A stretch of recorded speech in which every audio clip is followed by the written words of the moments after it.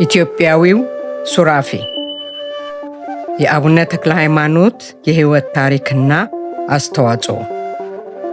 ጸሐፊው ዲያቆን ዳንኤል ክብረት። ኢትዮጵያዊው ሱራፌ የጸሐፊው ማስታወሻ ረጅሙ ጉዞ።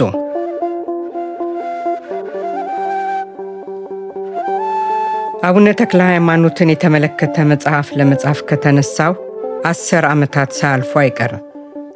የዚህ መነሻ ደግሞ ውዷ ባለቤቴ ጽላት ጌታቸው ናት። ያ ሰሞን አውቃለሁ ባዩ ሁሉ ፖለቲካን፣ እምነትንና ዘርን እየተንተራሰ በእኚህ ጻድቅ ላይ በትሩን የሚያሳርፍበት ዘመን ነበር። ነገሩ በጣም ነበር የሚያሳዝነኝ። እርሳቸው የሆኑትንና ሰዎች የሚያወሩትን የሰማይና የምድር ያህል ይለያያል። በእርግጥ አቡነ ተክለ ሃይማኖትን በተመለከተ የሰይጣን ወሬ ማውራት ከተጀመረ 300 ዓመታት አልፈውታል። የፖርቹጋሉ ሚስዮናውያን የጀመሩት ነው ሌሎቹ የቀጠሉበት። በፈጠራ ታሪኮቹና በስም ማጥፋት ዘመቻዎቹ ስበሳጭ ያየችው ባለቤቴ መበሳጨት መልስ ይሆናል? ለምን ትክክል ነው የምትለውን አትጽፈውም ብላ ሞገተችኝ። ሳስበው እውነቷን ነው። ብስጭት ብቻውን ችግርን አይፈታም፣ የመፍትሄ መነሻ ሊሆን ይችላል እንጂ። ይሁን ብዬ በእጄ ላይ ያሉትን ማስረጃዎች ማገላበጥ ጀመርኩ።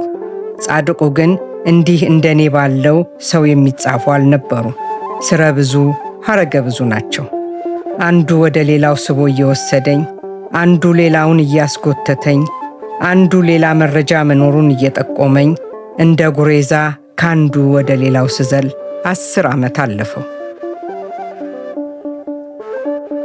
ጻድቅ ሰው ትሩፋቱ ብዙ ነው። የአባታችንን ሕይወትና ሥራ ሳጠና ብዙ ነገር ተምሬያለሁ። በየመካከሉም 4ቱ ኃያላንንና እጨጌ ዕንባቆምን ከየመን እስከ ደብረ ሊባኖስን ለመስራት ችያለሁ። አልታተመም እንጂ የአቡነ ተክለ ሐዋርያትና የእምነ ወለተ ጴጥሮስን ገድልም ከተጨማሪ መረጃዎች ጋር ተጠናክሮ ተዘጋጅቶ ነበር። ሁለቱም ከነገሥታት ጋር የተገዳደሩ ናቸው። አቡነ ተክለ ሐዋርያት ከአጼ ዘርዓ ያዕቆብ፣ እምነ ወለተ ጴጥሮስም ከአጼ ሱስንዮስ። እነዚህ ሁሉ ወደ ጻድቁ ሕይወት እንደ መዳረሻ እንዲሆኑ ነው። ትልቅ ሰው ትልቅ ነው። የአቡነ ተክለ ሃይማኖትን ሕይወት መመርመር ማለት የኢትዮጵያን ሕይወት መመርመር ነው። ወደ ኋላ ከዘመነ አክሱም ተነስቶ ወደፊት እስከ ዘመናችን ያሻግራል። ከኢየሩሳሌም በግብፅ በኩል አድርጎ ኢትዮጵያ ይገባል። ቀይ ባህርና አረቢያንም ይዳስሳል። መርዌና የመንም አይቀረውም። ከኤርትራ እስከ ባሌ ይወስዳል። ከወለጋ እስከ ኦጋዴን ያራምዳል። ባህልንና መልክዓ ምድርን፣ ዛፎችንና ወንዞችን፣ ልዩ ልዩ የሀገራችንን ሕዝቦችና ታሪካቸውን፣ ከውጭ ወደ ኢትዮጵያ የመጡ ሰዎችንና መጻሕፍትንም ያስቃኛል።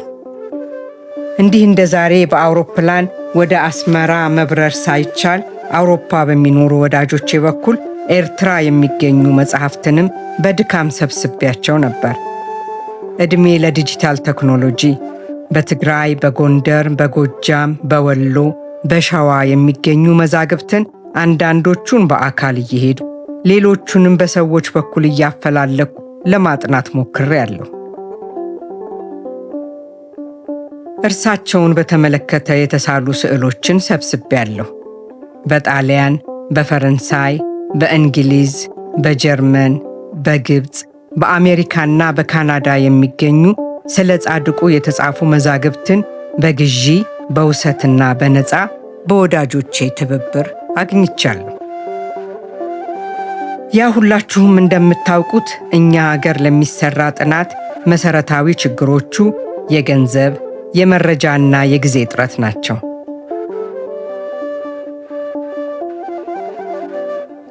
ጊዜና ገንዘብን ማብቃቃት ይቻላል። መረጃን ግን ምን ያደርጉታል? የኢትዮጵያን ቤተ ክርስቲያን የሚመለከቱ መረጃዎችን በዋናነት ለማግኘት የሚቻለው በ3 ቦታዎች ነው። በገዳማትና አድባራት፣ በግለሰቦች እጅና በውጭ ሀገር አብያተ መጻሕፍትና ሙዚየሞች፣ እጅግ ፈታኙ ደግሞ ምን የታለ የሚለውን የሚጠቁም አለመኖሩ ነው። የመጀመሪያው ጉዞ የሚሆነው በግምትና በዳበሳ ነው። አንድ ፍንጭ ሲገኝ እርሱን ተከትሎ መጓዝ፣ አንዳንዴ የተሟላ መረጃ ተገኘ ተብሎ ሲታመን ደግሞ ድንገት ከእርሱ የተሻለና እርሱን የሚያስንቅ መረጃ ሩቅና አስቸጋሪ ቦታ መኖሩ ይሰማል። ጽሑፉ ይቀርና እርሱን መፈለግ ሌላ ፕሮጀክት ይሆናል። እዚያ ሲደረስ ደግሞ መጽሐፉ ላይገኝ ይችላል። ወይም ተሰርቋል፣ ወይም ተቃጥሏል፣ ወይም ደግሞ እርሱን ለማየት የሰፈሩ ሰው ሁሉ ተሰብስቦ መፍቀድ ይኖርበት ይሆናል። መንዝ ግሼ ራቤል የአቡነ ማቴዎስን ገድል ፍለጋ ስንጓዝ የሆነው እንዲህ ነበር። መጽሐፉ የለም። ቅጂው በሚገባ ባይነበብም በ1967 ዓመተ ምህረት በማይክሮፊልም ተነስቷል። በኋላ ግን ወደ ውጭ ተወስዶ ከሰው እጅ ተገኘ። ጎንደር ደብረ ብርሃን ሥላሴ ያሉ መዛግብትን ለመመልከት አፄ ኢያሱ ደብሩን ካነጸበት ጊዜ በላይ ብለፋም አልተሳካልኝም። ደግነቱ እንግሊዝና ፈረንሳይ እጃቸውን አገኘሁት። በዚህ ረገድ የዳጋ እስጢፋኖስን መነኮሳት አመሰግናቸዋለሁ። ሥራውም ፈታኝ ነበረ። ወደ ኋላ ተወኝ እንጂ አጥብቄ ሥራውን ሲይዘው እታመም ነበር። በዚህ ምክንያት የተወሰኑ ጊዜያት ያልፋሉ። እንደገና አገግሜ እነሳና የተወሰኑ ወራት እሰራለሁ። እንዲህ በመውደቅና በመነሳት ነው 10 ዓመት ያለፈው። የጻፍኩት እልም ብሎ የከሰመበት፣ የሰበሰብኩት ድምጥ ማጡ የጠፋበት፣ ኮምፒውተሩ ድንገት ከአገልግሎት ውጭ ሆኖ ዶክመንቶቹን እንደያዘ ዝም ጭጭ ያለበት አያሌ ጊዜያት ነበሩ። እግዚአብሔር ግን ለሁሉም ችግር መውጫ ነበረው። እግረ መንገዴን መረጃዎችን ለማግኘት ስለሚያስችለኝ የጥሪም ጉዳይ በመሆኑ ለአገልግሎት በየሀገሩ ስጓዝ ሥራው አብሮኝ ተጉዟል። ግብፅ፣ አቡዳቢ፣ አውስትራሊያ 2 ጊዜ፣ ካናዳ፣ አሜሪካ እጅግ ብዙ ጊዜ፣ ደቡብ ኮሪያ፣ እንግሊዝ፣ ጀርመን፣ እስራኤል፣ ደቡብ አፍሪካ፣ ኳታር በሄድኩባቸው ጊዜያት ሁሉ አብሮኝ እየተጓዘ መከራውን አይቷል። ይህ ሥራ የብዙዎች ጥረት ውጤት ነው። የቤተሰቦቼን ጊዜ በአያሌው ወስዷል። ዕድሜ ለባለቤቴ ለጽላት ጌታቸው ሸክሙን ተሸክማ አሳልፈዋለች። በሥራ ቦታዬ የነበረውን ኃላፊነት ሁሉ መሸከም የሚችሉ አስራት ከበደና ተሾመ ቸርነት የሚባሉ ወዳጆች ባይኖሩኝ ፈቀቅ ማለት ባልቻልኩ ነበረ። ከአስራት ከበደ ጋር ብዙ የሰሜን ሸዋ ገደሎችን እንደ ዝንጀሮ እየዘለልን ሰርተናል። ሙሉቀን ብርሃኑ የሚባል ዕውቀት ከትሕትናና ከትጋት ጋር የተሰጠው ጀግና የኔን መረጃዎች ፍለጋ ያልወጣው ተራራ ያልወረደው ገደል የለም። የካናዳው ዶክተር ጌታቸው አሰፋና የጀርመኑ ቀሲስ አብርሃም አሰፋ እኔ ማንበብ ካልሰለቸኝ በስተቀር የማያግዙት መጽሐፍ አልነበረ። የቺካጎዋ ባዝግና ወርቅ ወልደ ዮሐንስ ለእኔ በወር 1 መጽሐፍ ካልገዛች ሥራው የቆመ ነበር የሚመስላት። የለንደኑ ብርሃኔ አፈወርቅ መጽሐፍቱን ከያሉበት አሳዶ እንዴት እንደሚያገኛቸው እስካሁንም እንደገረመኝ ነው። ይህንን ሥራ ስሠራ ከፊሉን አዲስ አበባ ከፊሉን ጀርመን ያሳለፈው ዶክተር አምሳሉ ተፈራ ታውከው በቃ ከሚለው ማትጊያው ጋራ በየቤተ መጽሐፍቱ ያሉትን መዛግብት እየተዋሰ ያውሰኝ ነበር። ለዚህ ሥራ አንዱ ትልቅ በረከት አባ ገብረ ኪዳን ሽፈራው ናቸው። የመጽሐፍትንና የጽሑፉን ብርቱ ጥቅም የሚያውቁ ትጉ አባት።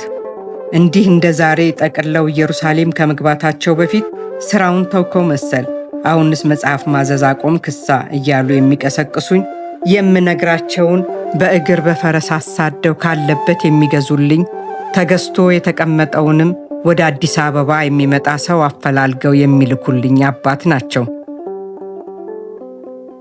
ከእርሳቸው አልፎ ብዙ የላስ ቬጋስ ሰዎች በዚህ አገልግሎት እንዲሳተፉ አድርገዋቸዋል። በትግራይ የሚገኙ አንዳንድ ገዳማትን በእግሩ ዞሮ መዛግብቱን የሰበሰበልኝ ወዳጄ አሳየኸኝ እሸቱ ነው። የፕሮፌሰር ጌታቸው ኃይሌን ውለታ ለመዘርዘር መሞከር ግን ነገር ማበላሸት ነው። ለራሳቸው ያስቀሯቸውን ቅጂዎች ጨምረው ያልሰጡኝ ነገር ቢኖር ፕሮፌሰርነታቸውን ነው። ታላቅነታቸውና ታዋቂነታቸው ከእርሳቸው በላይ እኔን ጠቅሞኛል። ጥያቄዎቼን ይመልሳሉ። መንገድ ላጣሁባቸው ሐሳቦች ቦይ ይቀዱላቸዋል። ማስረጃ ያጠራቸውን ነገሮች ሞልቶ ከተረፈው ዕውቀታቸው ያፈሱባቸዋል። እስቲ ይሄንን የው እዚህ ላይ ገሌ የጻፈውን መርምረው ይሄ እዚህ ቦታ ላይ ሳይኖር አይቀርም እያሉ እንደ ፋና ወጊ መንገዱን ያመላክቱኛል። የዚህ ሥራ ዋናው አማካሪ ደግሞ ፕሮፌሰር ሽፈራው በቀለ ናቸው። ሥራው ሲወጠን ጀምሮ አካሄዱን፣ አሰራሩን፣ የመጽሐፉን ቅርጽ፣ የይዘት አደራደሩን የሚመክሩኝ እርሳቸው ነበሩ። ያውም ከላቀው ትህትናቸው ጋር ከኔ በበለጠ ማስረጃዎችን አፈላልገዋል። እኔ የማልደርስባቸው በውጭ ሀገር የሚገኙ መዛግብትን ፈልገው አግኝተውልኛል። ቁልፍ የሆኑ ጥያቄዎችን፣ የመፍቻ መንገድን አመላክተውኛል። ያመጣሁትን መረጃ እየሞገቱ የሰላና የበረታ እንዲሆን አድርገውታል። መጽሐፉ እዚህ እንዲደርስ ዋና አዋላጁ እርሳቸው ናቸው። ዶክተር ውዱ ጣፈጠና ብርሃኑ ደቦጭ ረቂቁን አይተው የሰጧቸው ሐሳብ ጨለማ የሚያበሩ፣ ጠማማ የሚያቀኑ፣ ጎዶሎ የሚሞሉ ናቸው። ስዕሎችን በማግኘት ረገድ ረዳት ፕሮፌሰር አበባው አያሌው ዋና ረዳቴ ነበር። አበባው የስዕል ቋቱ ሰፊ ነው። የአዲስ አበባ ዩኒቨርሲቲ የኢትዮጵያ ጥናት ተቋም ሰራተኞች ለሥራውም ከእኔ በላይ ተጨንቀዋል። መረጃ በማፈላለግ በማመላከትና ምቹ ቦታ በማመቻቸት የዚህ ሥራ ዋና ባለቤቶች ነበሩ። በብሔራዊ መጻሕፍትና ቤተ መዛግብት ኤጀንሲ የማይክሮፊልም ክፍል ባለሙያዎች የምሳ ሰዓታቸውን ሁሉ እየሰዉ የዋሉት ውለታ የሚዘነጋ አይደለም። የፈረንሳይ ብሔራዊ ቤተ መጻሕፍት ዲጂታል ቅጂዎችን በመስጠትና ኦንላይን ቤተ መጻሕፍቱን እንድጠቀምበት በመፍቀድ ኮሌጅ ፊል ሚኒሶታ የሚገኘው የቅዱስ ዮሐንስ የማይክሮፊልም ቤተ መጻሕፍት ዲጂታል ቅጂዎችን በመሸጥና አያሌ ቅጂዎችንም በኦንላይን በነፃ እንዳነባቸው በመፍቀድ ያደረጉት አስተዋጽኦ ሥራው እንዲሳካ ብቻ ሳይሆን እኔንም እንድረካ አድርጎኛል። የቶሮንቶ ዩኒቨርሲቲ ከጉንዳ ጉንዲ ገዳም ያሰባሰባቸውን ዲጂታል ቅጂዎች እንድጠቀም ስለፈቀደ ምስጋናዬ ላቅ ያለ ነው። የእንግሊዝ ቤተ መጻሕፍት የመቅደላን መጻሕፍት በዲጂታል ኮፒ መልቀቅ በመጀመሩ አመሰግነዋለሁ። አያሌ መዛግብትን ሳላያቸው ሊያልፉኝ ነበረ። የመጽሐፉ ዋጋ አናት ላይ እንዳይወጣ በአውስትራሊያ ሜልበርን ቅዱስ ሚካኤል የሚገኙ የአቡነ ተክለ ሃይማኖት ማኅበርተኞች ወጪውን ተጋርተውታል። ይህንን ሥራ ሐሳቡን በማመንጨትና ግንባር ቀደም ሆኖ በማስተባበር እህታችን ማርታ ቦረና ለፈጸመችው ተጋድሎ ራሳቸው ተክልዬ ብቻ ናቸው ዋጋ ሊከፍሏት የሚችሉት። ኃይለ ልዑል ገብረ ሥላሴና መልአከ ሰላም ቀሲስ ተሾመ የዚህ ድጋፍ ዋና አስተባባሪዎች ነበሩ። ይህ ሁሉ ቢሆንም እንኳን ሥራውን የተሟላ ነው ማለት አይቻልም። አሁንም የቀሩ መረጃዎች፣ ያልተገኙ መዛግብትና ያልተደረሰባቸው ቦታዎች ይኖራሉ። መጽሐፍና ሽንፍላ በአንድ ጊዜ አይጠራም። እየተሰባሰቡ በሁለተኛና በሦስተኛ እትም ላይ ሊካተቱ ይችላሉ። ዋናው መጀመሩ ነው። እኛ ባንጨርሰው ተተኪው ትውልድ የላቀ ሥራ በመሥራት ይፈጽመው ይሆናል። የገድለ አቡነ አኖሬዎስ ደራሲ በምስክርነት ካልጻፍንና ካልተናገርን የሚመጣው ትውልድ በምን ያውቃል? ትውልድ ያውቅ ዘንድ ጥቂት እንጽፋለን፣ እኛማ እንሞታለን እንጣላለንም እንዳለ ይህችን ታህል ጽፈናል። ጸሐፊው ዲያቆን ዳንኤል ክብረት።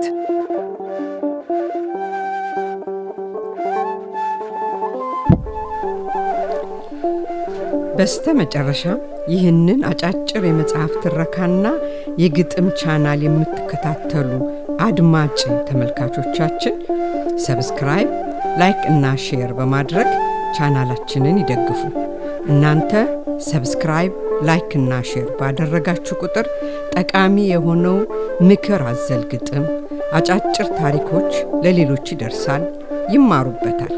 በዋነኝነት ደግሞ በገጠር አካባቢ ወላጅ አልባና ትምህርት ቤት መሄድ ያልቻሉ ህፃናትን ትምህርት ቤት ሰርተን እየደገፍን ስለሆነ እናንተ ሰብስክራይብ፣ ላይክ እና ሼር ባደረጋችሁ ቁጥር አንድ ህፃን እንዲማር ወይንም እንድትማር ስለምታደርጉልን ከልብ እናመሰግናለን።